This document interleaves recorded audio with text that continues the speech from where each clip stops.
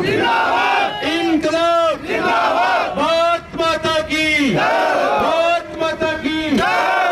मैं चाहूंगा अपने युवा साथी कुलदीप जी आए और युवाओं को संबोधित करें। पहले तो आप सभी को नमस्कार। जो आप इतनी रात को भी इतनी ठंड में आप सभी यहाँ भाई साहब के विचार सुनने पहुंचे हैं। सबसे पहले तो मैं आपको ये बताना चाहता हूँ कि हमारे महेंद्रगढ़ की जनता की हकों की लड़ाई के लिए एक मुहिम से चलकर एक विधायक आज अपने पास पहुंचा है, तो उसका बारंबार धन्यवाद और हम हार्दिक स्वागत करते हैं। उससे भी बड़ी बात यह है कि जो ये संकल्प लेके चले हैं उसमें इन्होंने सबसे बड़ी बात यह है कि अहिरवाल की धरती को अपनी को, जिसे पिछड़ी धरती बोला जाता था, नांगल चौधरी की धरती को चुना है।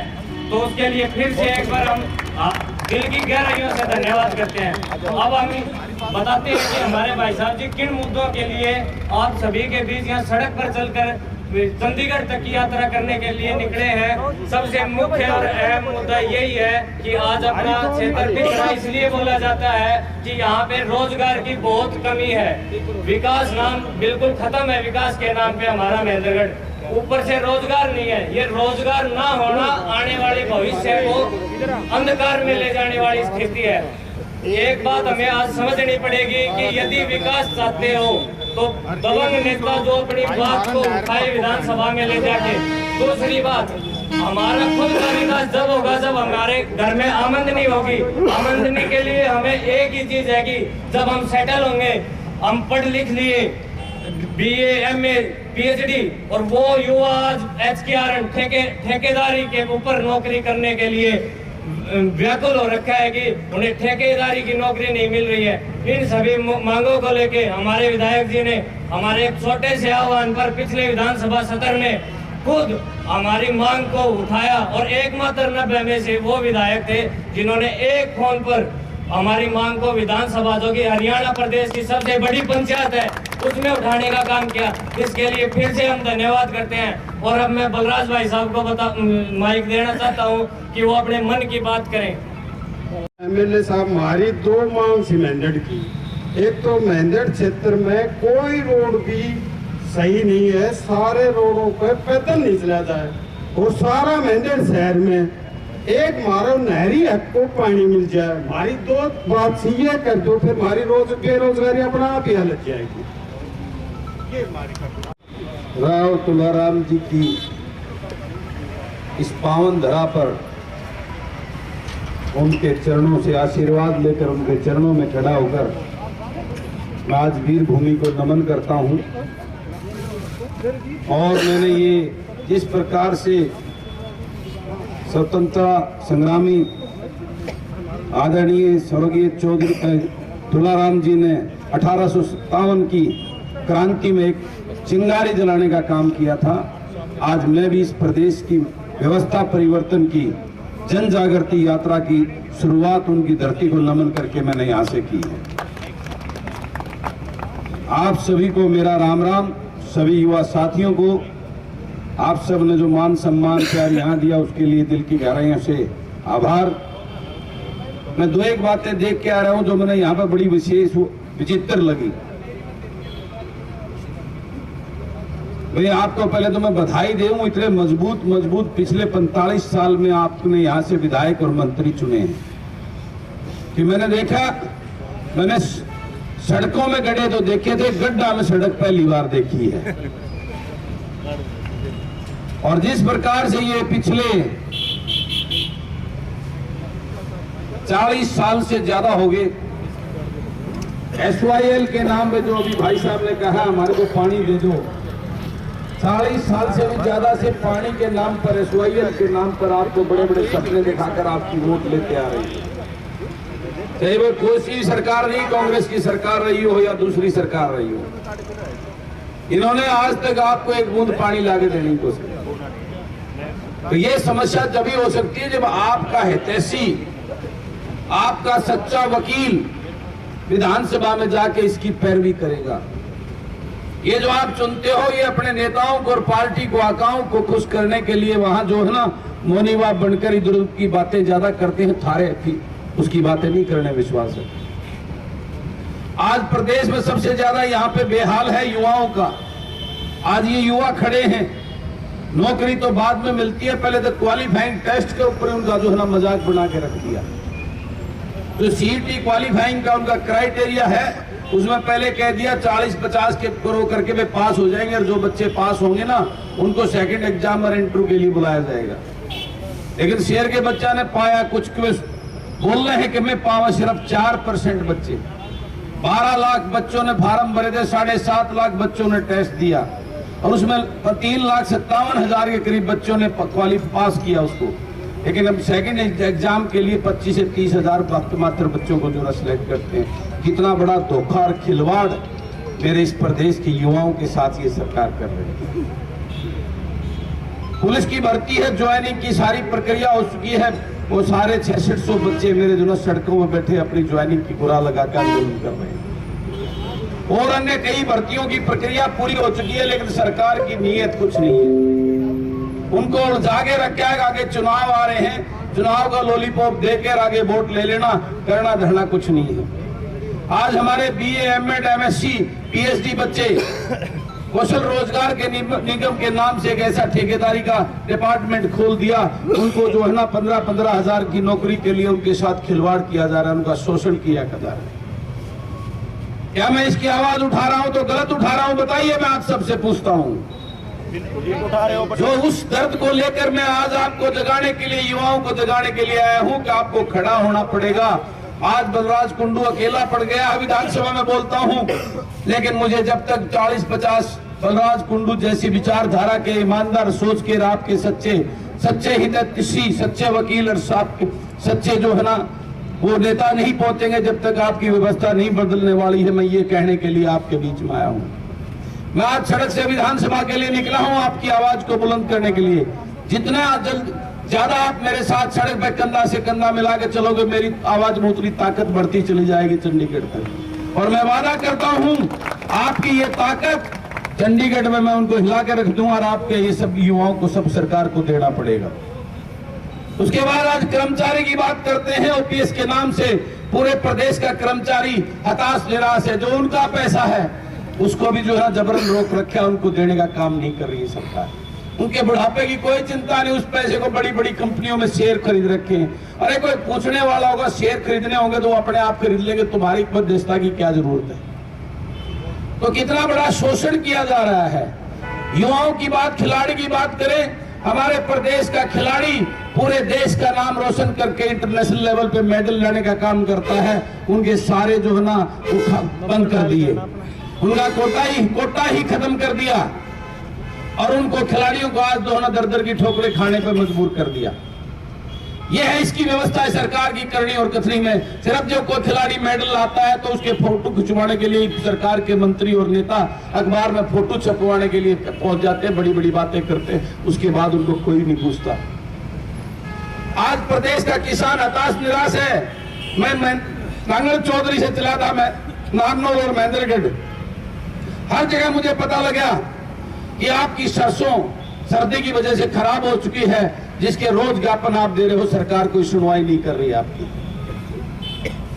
तो कितनी बड़ी विडंबना है।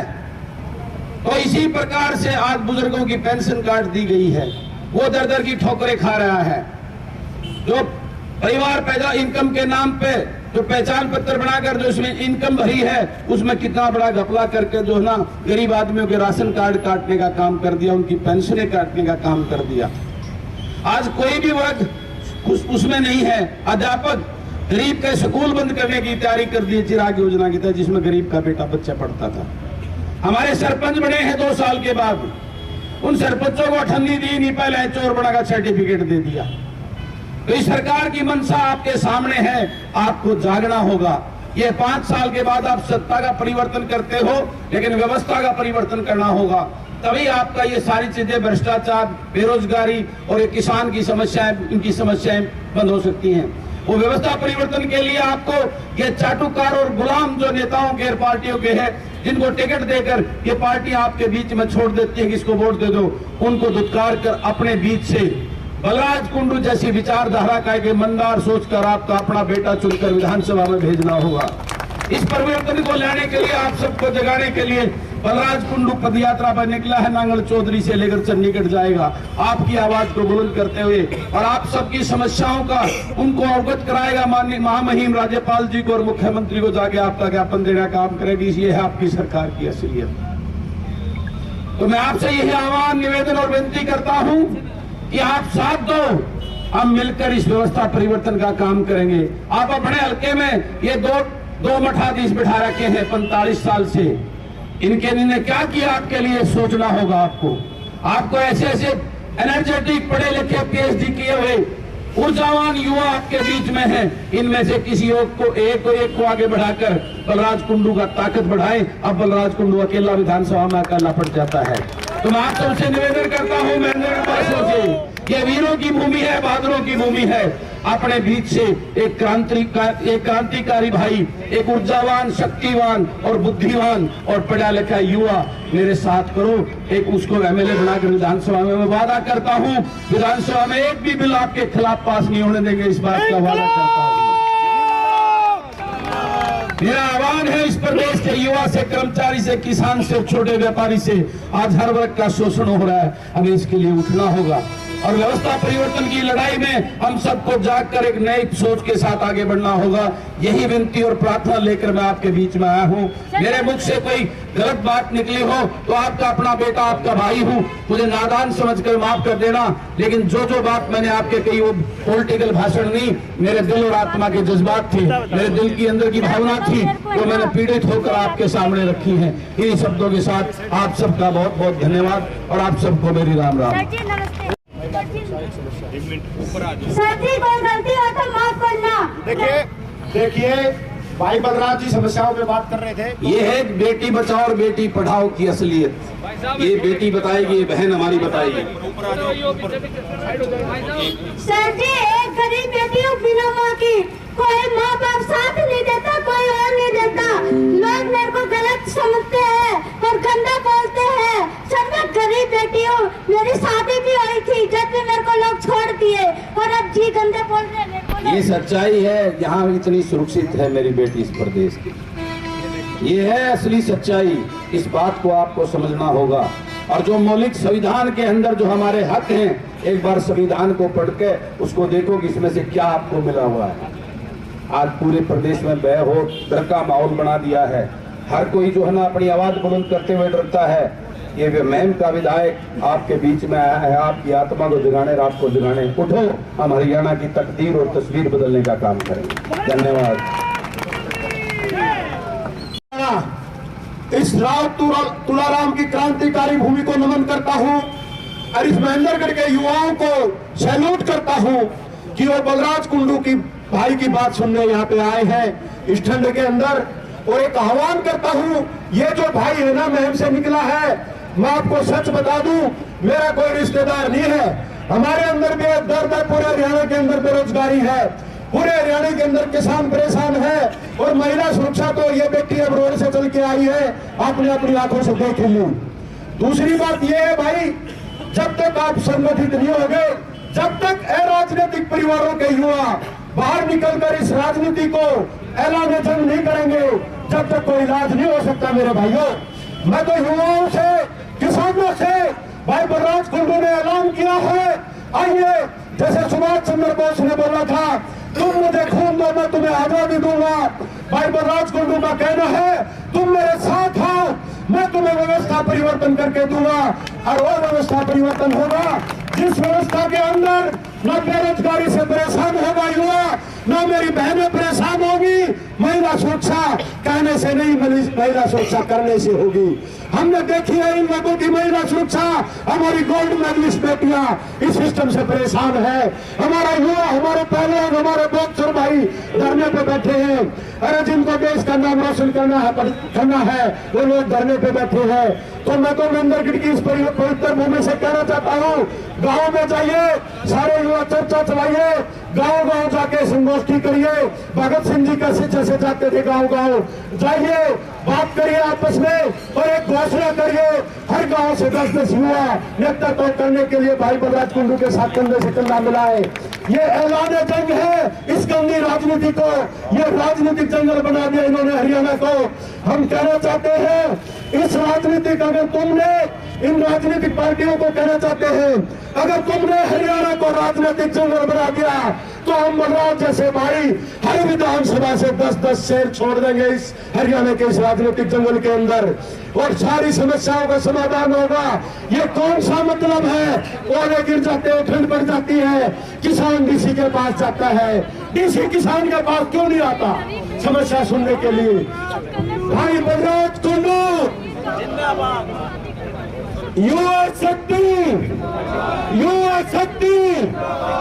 तो भाई ये यात्रा चंडीगढ़ जाएगी, एक बड़ा ऐलान है, निकलो बाहर मकानों से, जंग लड़ो बेईमानों से। इन बेईमानों से जंग लड़ने के लिए युवाओं को बाहर निकलना होगा, भरोसा दिलाना होगा, इस भाई का हाथ मजबूत करना होगा। बोलो साथ चलोगे के? एक बार जोर से बोलो साथ दोगे, साथ दोगे तो इस भाई का हौसला रहेगा। आपके एक्टिविस्ट साथी ऊपर खड़े हैं, इस एरिया में जितने भी क्रांतिकारी सरपंच चुन के आए हैं, हम उनसे उम्मीद करते हैं वो इस एरिया का नेतृत्व करेंगे। किसी परिवार की गुलामी करने की जरूरत नहीं है, किसी परिवार का, किसी पार्टी का मोहताज रहने की जरूरत नहीं है। युवा खुद लड़ेगा अपनी जंग, ये बेरोजगारी की जंग, ये हमारे बाप की किसान की जंग, बेरोजगार मजदूरों की जंग। जय हिंद, जय भारत।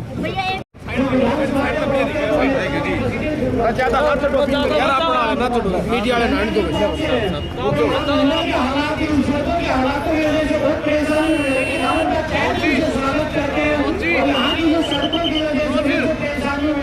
उसके लिए माफी मांगते हैं। इसके पीछे जिम्मेदार जो है हमारे मेहंदड़ विधानसभा के 2 विधायक रहे हैं, पिछले 45 सालों से 2 विधायकों का राज, और ये हालत पूरे हरियाणा की जो जनता इनके सामने होने देखते हैं। तो मेरा इनसे एक ही रिक्वेस्ट है, हाथ जोड़ के रिक्वेस्ट है कि हरियाणा विधानसभा में जब भी कदम लगे तो ये मेहंदड़ की समस्या उठाए। आज के टाइम जो सबसे बड़ी समस्या मेहंदड़ की है, पानी की वजह से किसानों की फसल खराब हो गई है। तो किसानों को मुआवजा मिले, पहले ही दक्षिण हरियाणा खास करके मेहंदड़ का इलाका पिछड़ा इलाका है, जाके किसान बहुत गरीब है। तो मेरा ये इनसे हाथ जोड़ के रिक्वेस्ट है, विनती है कि हरियाणा विधानसभा में ये किसानों की आवाज उठाए, मुआवजे की मांग करे। दूसरा, यहाँ के जो छात्र है, बेरोजगारी की जो समस्या है सबसे बड़ी समस्या, पिछले 4-5 साल से कोई भी भर्ती नहीं हुई है, जो ये लगातार उठाते रहे हैं, आगे भी उठाते रहेंगे। तो ये मुख्य समस्या है। बाकी शहर की जो समस्या है उन्होंने देखी, मैं विधायक जी को मैं कहता हूँ कि वो आपको संबोधित करेंगे और यहाँ मेहंदड़ की समस्याओं के ऊपर भी बात करेंगे। कुछ और लोग हैं जो अपना सजेशन। मैं चाहूंगा कि एक बार मंजिल सर जो कि पलक अकेडमी के संचालक है वो आए और युवाओं का जो इन्होंने समर्थन दिया, चलिए पलक से जो मंजिल